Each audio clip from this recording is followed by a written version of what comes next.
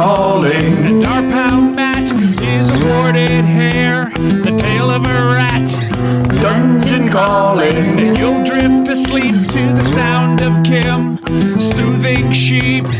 Dungeon calling. And we all bet that the good you like dry, you'll love wet. Dungeon calling. And it's his game, but our beloved DM didn't think of a name. Dungeon calling. We ask if Churd is the kind of lizard who wears pants or a skirt. Dungeon calling. And fuck you, Geddy. Really? A wyvern? Seriously? Hello, and welcome to Dungeon Calling, a D&D podcast of high fantasy and low humor. This is our Cogni Kids adventure. It's a story about 80s kids finding danger and excitement in their New England hometown. You should know that while the humor and heroes will be juvenile, the language is likely to be adult. Speaking of juveniles, let me introduce our players. Josh. Hi, I'm Josh. I'm playing Randall, who is a confused druid. Rachel. Hi, I'm Rachel. I'm playing Kim Ray, your gnomish monk. Sean. Hi, I'm Sean. I'll be playing Tommy Akers, the schoolyard bully turned musical savant. Tony. Excellent. Hi, I'm Tony. I'm playing Geddy the Wiz. I'm your occasionally incontinent half-elf sorcerer. And I will be your DM and backwoodsman and trapper of Cogni, Ken. Last time we got together, or even the time before that, you guys got yourselves caught trying to break into the train station to play D&D, and forcing you to have to audition for Miss Sykes, the music teacher at school. So in that time, you spent a little bit of time trying to find a new place that you could play some D&D, and Tommy offered up the town dump, which seemed like a appropriate place for you guys to get together, as not very many people pay too much attention to what's going on there. And once you arrived there, you found yourselves in a VW bus along with Sillytail, and as it started raining, you and Matt Tanner started to play some D&D. Oh, that's that kid's name. That's right. That's that. You can never remember his name. Guys, he's a super important NPC. Why do you not remember Matt Tanner? He's just not that memorable. Do we need to give? All right. So then, Kim, will you please give him some characteristic to remember him by? Okay. Let's see. Matt Tanner definitely has a rat tail. Oh. See, Wow. This is the kind of thing I'm talking about. Matt Tanner has a serious rat tail. And guess what? Yeah. It's braided. Yeah, that's right.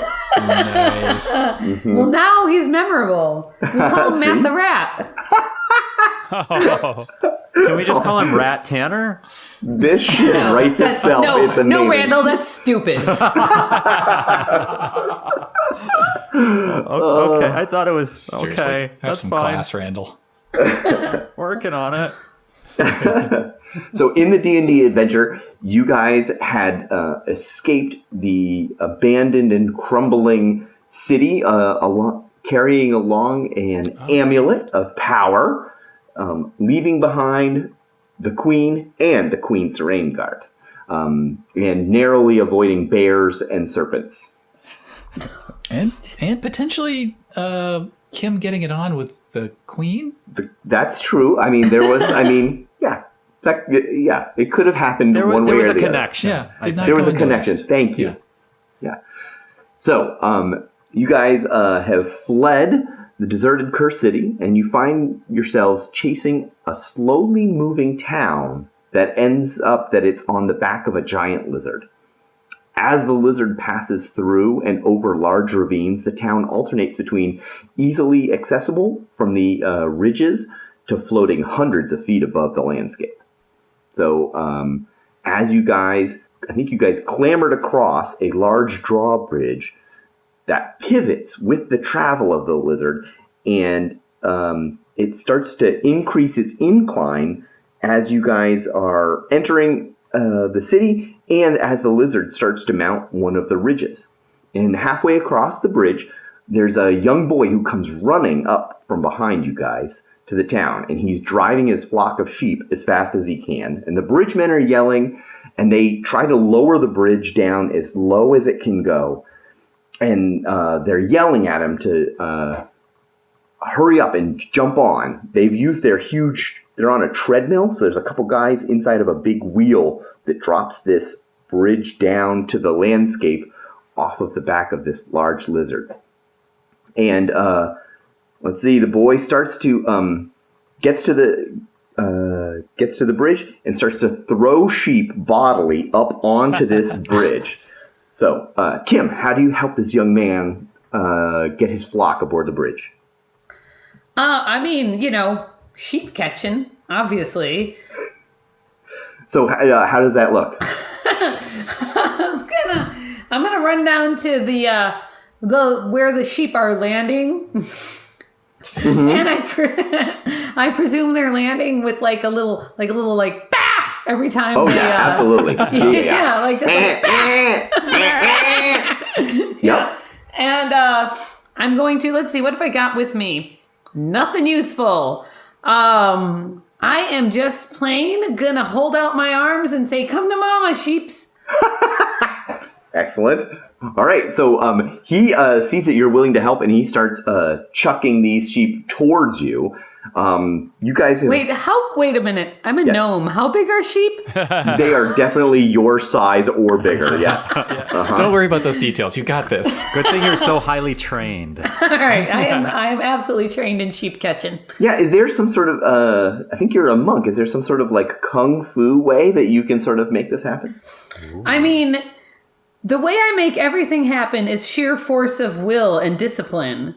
Whoa. So, Wait, yeah. Wait, isn't throwing sheep the 27th chamber, if I remember correctly? Yes. I thought it was the 37th hell of the Wu-Tang. Yeah.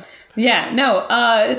Catching and throwing of sheep is definitely something that I have practiced in the dojo of the monk. So yeah, I'm ready for this. Okay.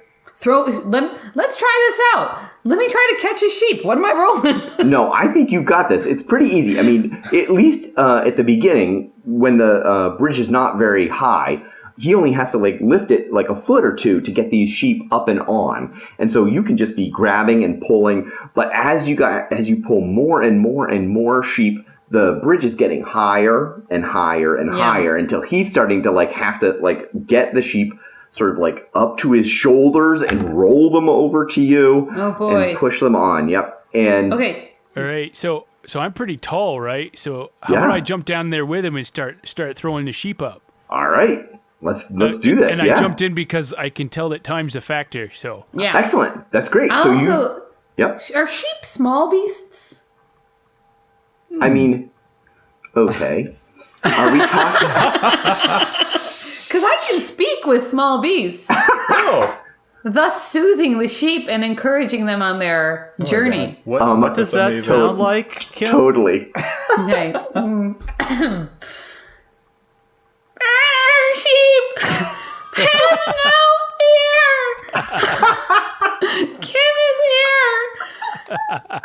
Take comfort in my tone of voice! Did it work? Are they comforted? Wow. Are they chill? Are the sheep chill? Listen, How could they not be? there's so many fantastical elements to this setting that I can't tell you why this is working, but it absolutely is working. Nice. Ken, Wow, I've got okay. the mold earth cantrip, which might be helpful if I can. It can't move a ton of earth, but I might be able to move a little earth to make like a bridge or some sort of ramp. A sweet Totally, ramp? yeah. Mm-hmm. Yeah. Take some sweet sheep jumps off of it. Oh my god, yeah, that's super helpful. Yeah, even if you raise it, like every couple of inches you raise it makes it just that much easier to get the last couple of sheep on. But even once the last couple of sheep are on, then it is just this young kid and Tommy who are down below, and the bridge is starting to rise sort of above the kid's shoulders. And all right. I throw the boy up. he goes, "Ow!" All right, Tommy, how do you get up?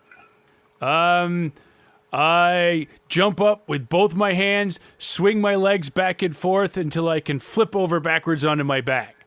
It doesn't look yes. good, but it's dramatic. That's Amazing. nice. Yep. That's smooth. And you ninja warrior this thing up and over, and you land on the bridge. And there's cheering from the two guys in this treadmill, cheering you guys on for all your good work. And then they start to trundle through the circle that winds up the bridge and lifts the bridge up and gets it out of the way of the raising landscape. The kids are yelling down. These bridgemen are yelling down, "Dowling, that was too close. Next time we leave you with your sheep on the ridge. You better thank these kind trudges." And then the kid says, I will, thank you. Hi, my name's Delm. There will be a good price on sheep now that the town's risen above land. I'd like to thank you for your help. Please follow me to my uncle's.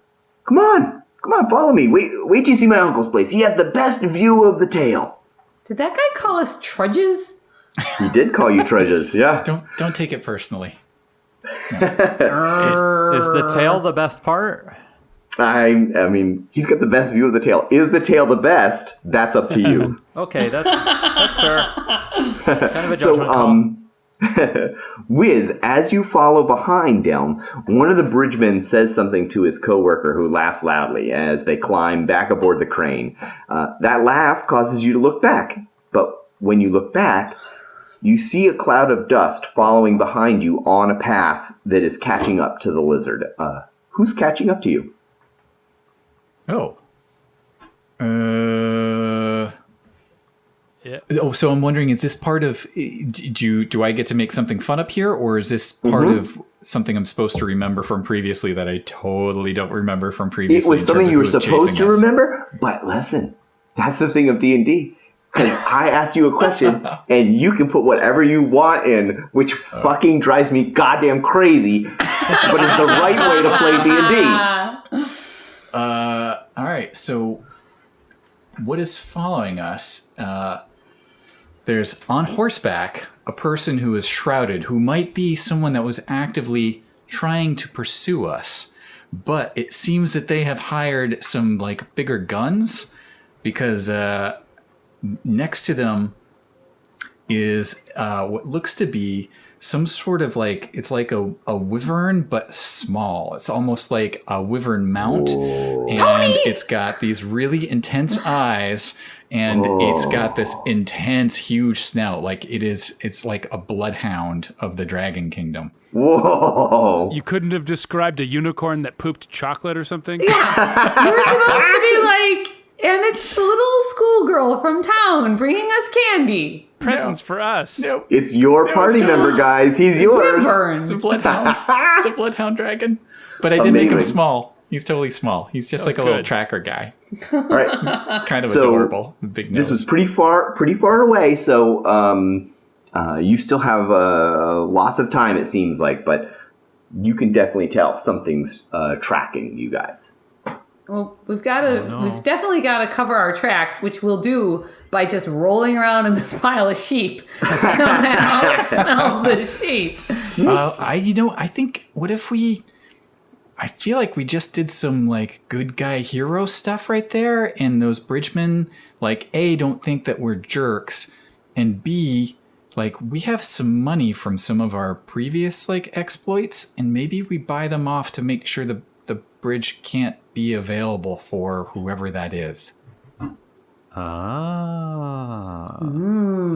That sounds reasonable to me. Like, Ken, are there a number of ways on here, or is this sort of like the You one guys shot have that fully they've got? explored, so you can imagine this as what looks to be a good-sized city. It's not even a town, so it's bigger than a town. You saw one bridge on this side. You couldn't see through the town to see what's on the other side. And it's possible they have other ways to get up and down off this thing. But right now, as it climbs over this ridge, you are consistently every couple of minutes getting 3 to 4 feet higher in the air. So overnight, you're going to be, tens, hundreds of feet higher in the air than the ground. That's cool. Damn it! Yeah. I checked my alignment. I'm lawful neutral. I was gonna suggest we kill the guards, but I guess we can't do that. We could just dump them on the ground. No, it's against the law. Oh, I mean, do you know it's against the law? That's a good point. You could probably convince me. All right. Well, anyway, Dellen, unless you're going to do something with these bridgemen, Dellen is driving his sheep down the streets before you, and he's glancing back to make sure that you guys are following him. Do you guys want to do anything before you follow? No, just check my equipment, make sure I got everything. And after that, flipping on the deck sort of thing. I relayed to everyone what it was that was following us back there, and I think that we have enough time that it's not going to be right on us, but I'm trying to figure out if we want to try and buy these bridgemen off to make his, I think that bridge is probably the path of least resistance right now, so we could at least cut that out. So, since you invented that creature out of thin air, how do you kill one of those fucking things? Volume. We have that. Yes. There's 4 of us. And sheep. So many sheep. All the sheep. Well, what do you guys think? Yeah. Maybe we should get the lay of the land and then come back here if it seems like that's what we need to do. Ken, do we have is the person a couple turns away from the bridge, or is this something we have a little time? This is a story, so it's not like we're in rounds. This kid was just excited to be back on his home turf and was driving his sheep and wants you guys to follow him. If you wanted to take a minute or two, you could certainly do that and still catch up with him. If you wanted to take 10 minutes, probably he might move off, or maybe you need to talk to him, or I don't know. How far away is the dust cloud? The dust cloud was in the distant horizon, very far away. You could barely make out details. Except for the it wyvern. just barely is a wyvern, right?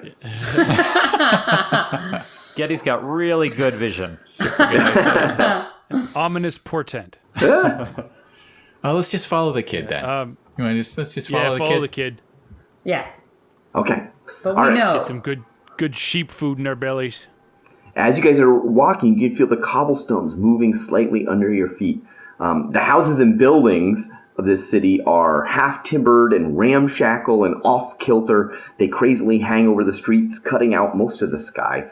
Each story draws closer to its neighbors, meaning you have less and less ability to see the sky above you. The signs of the shops are swaying slightly. Tommy, what is one store that you pass by that catches your attention? So we passed by one is Goblin's Wet Goods, which is all the dry goods stores, grains and stuff like that, except for it's all soaked and in this sort of slime-like substance. And I don't know what the fuck you do with that, but that's what it's called. Is there a discount related to that? I don't know. It didn't say 50% off due to slime intake or something, but... You gonna stop in and check? Quickly? Totally. All right. He's cornered the market, though, because there are no other Goblin Wet Goods stores he's competing with. It's kind of genius. All right, you step into the door. The smell assaults you immediately as you enter. There are shelves on shelves on shelves of clay pots that seem to be mounded up with moldering and weirdly wet malt, barley, lentils, flour. You name it. If you wanted it dry, this is wet. It's kind of gross. But the goblin looks so excited as you enter. And he tightens up his bow tie and says, "Hello? Needing some wet goods?" Tommy, this is the wyvern version of a store. We walked by 20 imaginary wonderful stores and we came in here. Hey, this guy needs our help. What I meant to say was J-Rock's store of incredibly powerful magical weapons. Yeah, everything free. Yeah. Oh, that's next door. So, Damn it. what do people use this crap for? Oh, well, you can use it for all sorts of things. Some people use it for medicine, others use it to eat, but generally it's more of a convenience thing. It ends up being wet when you use it anyway. Why not wet it first? It takes out the middleman. All right. That actually makes a lot of sense. It does, like a TV dinner sort of thing. It's all ready. It's about ready to kill you. That's right, yes. And the microbiome is wonderful inside.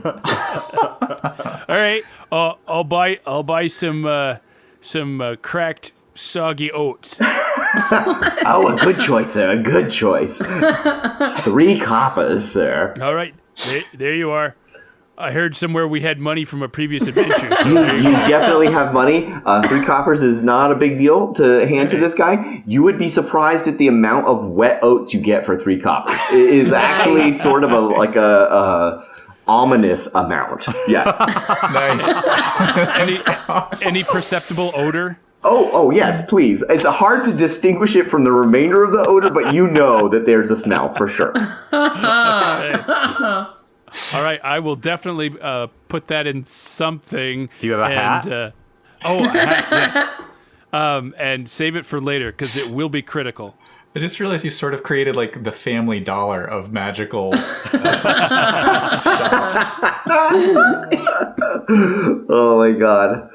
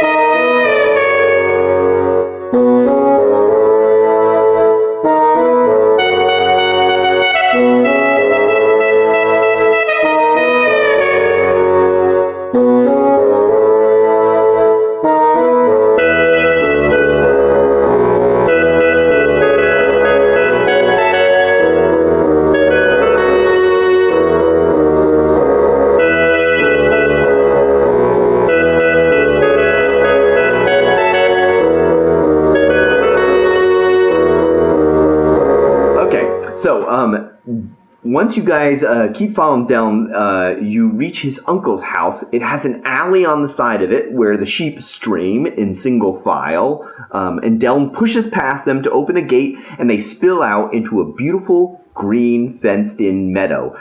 The orange light of the sunset beautifully lights the meadow and the sheep. You must be facing the back of the lizard, as you can see the landscape slowly receding behind you. Delm closes and locks the gate. Then, with a gleam in his eye, he leads you to the back of the door of this unruly 3-story house, painted red in the setting sun. Oh, yes, he leads you to the back of the... you enter the back, and then, Randall, you smell something delicious being cooked in the house. What is it you smell, and why do you recognize it? It's rice, but with giant mushrooms. And they smell of the earth. And they're very mushroomy. They're very, very mushroomy. Yep. And which means that I like them and mostly no one else does. And why do you recognize it? Oh, my family goes to the local well, it's like a co-op, but it's run out of somebody's house. So it's like Todd's place? There's not as much going on. But so we get all kinds of weird stuff, and most of it's not great, but I really like the weird dried mushrooms. Right. And sometimes they make me feel funny.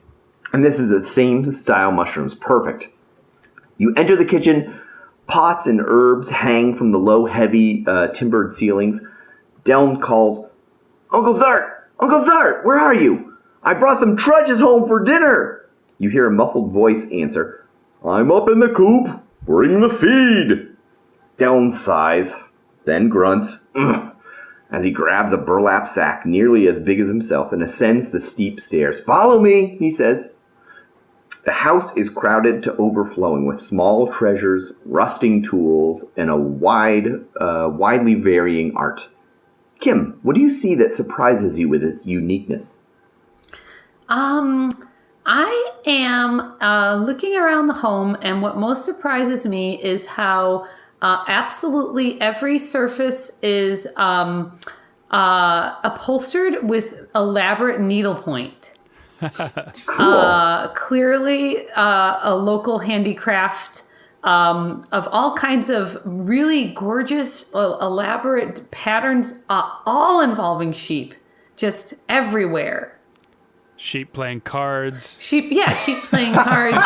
sheep riding other sheep. Sheep in bed counting humans. Yeah. It's the sheep motif is like sheep in a band. Sheep, sheep shearing other sheep. It's a little bit much, but I'm into it. All right, awesome. All right, you guys trudge up these narrow stairs, and once you reach the third floor, you're surprised by the sheer number and kinds of birds in cages nearly surrounding the walls. Birds. A middle-aged man wearing a knitted cap holds a pigeon in front of some very large and beautiful windows displaying the sunset. Dylan says, "Uncle Sir, these are my trudge friends who helped me get the flock on the starboard bridge." "You were late again? What have I told you about leaving for your return earlier?" "Well, I guess some thank yous are in order. Thank you very much for helping my nephew.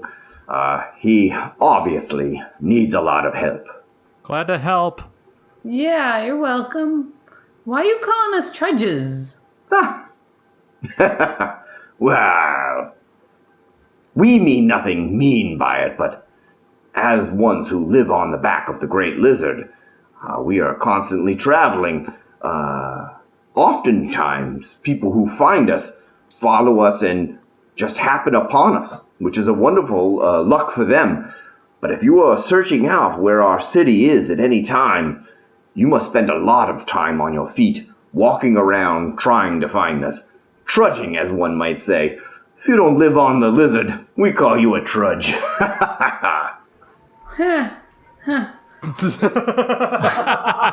Well, perhaps it's funnier to the residents. No, it's great. It's great.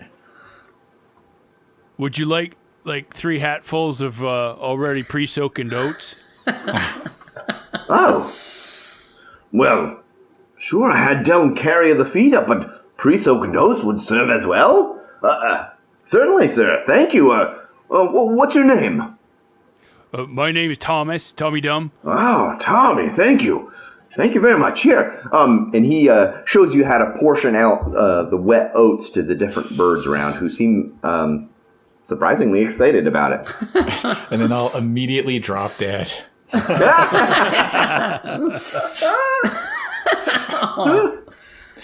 So this room is, also has its own smell because of all of the live beings within it. But it seems to be well organized. The cages are made of wood, and many different types of birds reside in here. And these beautiful picture windows that cross almost the whole of the back of the building show the meadow and the sheep below, the landscape outside, and the setting sun. It's just a beautiful spot to watch this sunset up here. Can we see the tail? And you can see, the ground from the house dives away, and then just quite a ways off in the distance, you see a little rise that bobs around, which could only be the tail. So does the tail end in like a long point away, or is it like a short stumpy tail? It's a long point away, but it is a little bit stumpy at the end, yes. And what's on the very end? Did they build something on there, or is it too wavy aroundy to build nothing on? It seems like it's waving around too much. It seems like not very much further than this meadow. Things slope away too far for anything to sort of cling on. Well, if we decide to stay here, that's where I'm going to build my house. Right on the very tip. Fucking awesome. What is this place called? Ah, well, you've come to... I can't believe that I haven't come up with a name for this goddamn place yet. I can like do it all this and like You made like naming the most contest. amazing location right, ever. and then just couldn't be bothered to come up with a name. Like, what the fuck is my problem? How about Thunderton? Amazing. Yep. Because the giant footsteps ring like thunder. Oh, Exactly. very good. Yes, this is called Thunderton. It is obviously because of the giant footsteps of the lizard caused such tremendous shakes in the ground. Yes. How long have you lived in this place? It's really amazing. Well, I was born here, raised here myself. Del was raised here and born as well. And the lizard just like keeps walking? Like, is he going anywhere specific that you guys know? Ah, see, that's the magic. This lizard knows where he goes, but we don't. It changes year to year, changes season to season. He stays roughly within these 200 miles of this same style of landscape with very deep ravines and high crests, and doesn't leave that topography at all. But we don't know where he goes, and so finding us can be troublesome for those who are trying to get a hold of us. Does the lizard ever sleep or eat or do normal lizard things? Never. Whoa. And is it a male or a female lizard? This may come really important later on in your history. Oh my god. No one's ever found out, because traveling underneath the lizard, although possible, is terrifying and dangerous. What an amazing land. How old is this city? How long have people lived on this lizard? Well, the records go back several hundred years. The first people to, reside upon the lizard, there was certainly no city here. They had to build it up step by step and little by little, yes. Thunderton is the name of the city. Yes. Does the lizard have a name? Oh, the lizard, the great chert? Yes. The Great Chert. Love that. Indeed. You've never heard of the great chert? We are newcomers to this land. Ah, trudges indeed. I mean, you don't have to say it that way. Yeah, make it sound pretty derogatory, actually. I'm no trudge. Well, I would like to And I don't want no trudge.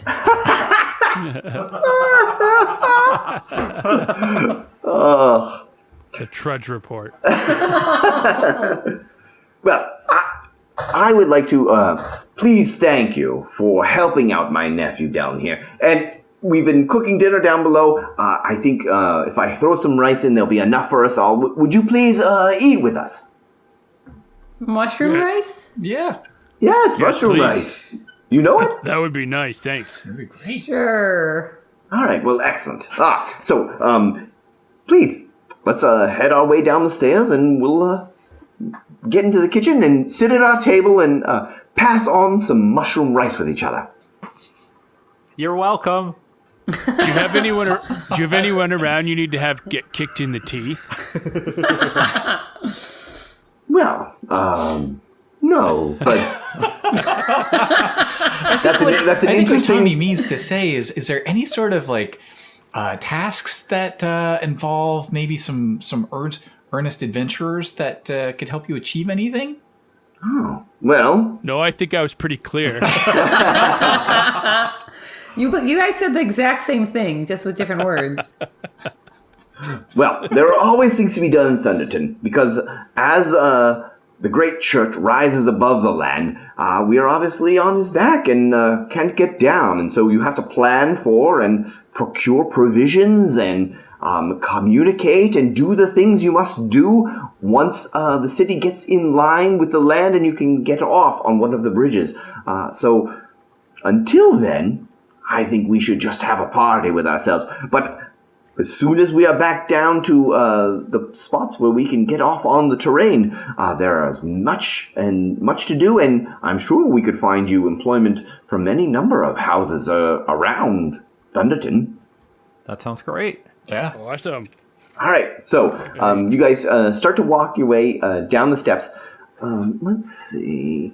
Randall, as you are the last one to step down the steps, you see a bird flying up to the big windows, and then up above the windows, there's a series of different size holes, and the bird comes through one of the holes, and you see this uncle reach up, and the bird flies to his hand, and the uncle grabs the bird and unrolls a small little scroll that happened to be on its leg, and he reads it, and he closes it up, ties it back on his pocket, puts the bird in a cage, and you guys start to walk down the stairs.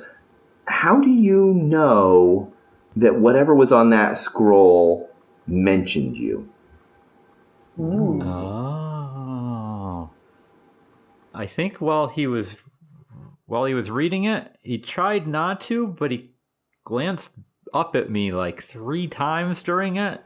He was not as sneaky as apparently sheep farmers aren't as sneaky as they think they are. But he just kept glancing up, and then he glanced up again, and people never look at me, so I know it must mean something. Yes, and so his eyes bore into you as he crumples up the paper, stuffs it in a pocket, puts the bird away, and then ushers you all downstairs to dinner. All right. Okay. When we have a semi-discreet moment between just us Trojan types, I want to ask the gang, what... I don't think that you actually have this discreet moment because Deln's in front of you, and the Uncle Zert is behind you. So you guys are just sort of like walking down the stairs to the kitchen. There's a pretty good-sized table in the kitchen that will seat all of you with some benches, and you don't have an opportunity to speak individually. You could probably pass a word on to one or another of the your party, but couldn't have a private conversation altogether. I'm going to handle this like I handled most of my education, which is just pretend that I know what's happening around me, but just keep my mouth quiet, and eventually I'll figure things out. Oh, Jesus. This is not great. Okay, so you guys sit at the table, and the Uncle Zert comes over and serves you all a nice heaping dish of rice and mushrooms. It's very aromatic and definitely has some herbs and spices that change the flavor in a way that is just delightful. You guys are loving every bite of this. I told you. And as you guys... Pungent.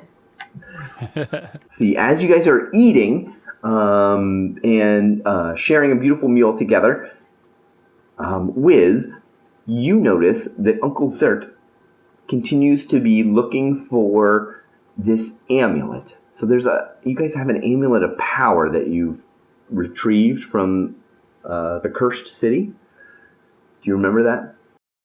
Mm-hmm. Yeah, we do. Yep. Totally. Yep. Who's got And it? is that why we were being chased down by the queen? I think there's a whole series. I think we were being of chased things. before we found it, but that's what we were in the city for. Okay. And then we got it. And then we ran out through all them bears. Right. That was a lot of bears. It's a lot of bears. Yeah, more than usual. Yeah. No wonder they're fighting. Atypical amount of bears. All right. So as you guys are sitting around and eating, the light has gone to dusk, and you hear far off the piercing cry of a wyvern. Oh boy. Oh, nuts. And I think that's where we're gonna call it for tonight. Because we were trying to have a short night, so I think this is a good spot. All right. Cool. So in the meantime, we'll all write out our wills. Wait, I was gonna say I didn't eat any of those mushrooms and that mushroom rice. I picked around them. I don't eat strange mushrooms in strange lands. Well, these two guys totally had generous helpings themselves. It didn't seem like they were doing anything I'll eat yours, nefarious. Kim. as far as the food is concerned. I'll pass my plate of just mushrooms over to Randall. Kim won't even eat pretend mushrooms. I lean over to Tommy and say, "Man, Kim's sharing her mushrooms with Randall. I wonder if there's anything going on there." You know what they say. Well, Tommy witnessed our duet the other day, so That's right. Oh, They have a no. real connection. Oh, is there a triangle going on? a triangle between Tommy, Randall, and Randall, Kim, and the Queen. Oh, Oh no, my I couldn't God! keep up with What? her. Holy Moses! No, that's not what I meant. Now it is. No, that's so confusing. All right. I'm not so good at noticing.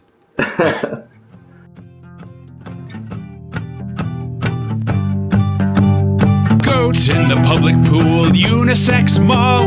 The weekly dump duel overpasses will fall. The fountain's on fire, but I have no fear, 'cause Cogni is drowning and I live by the river.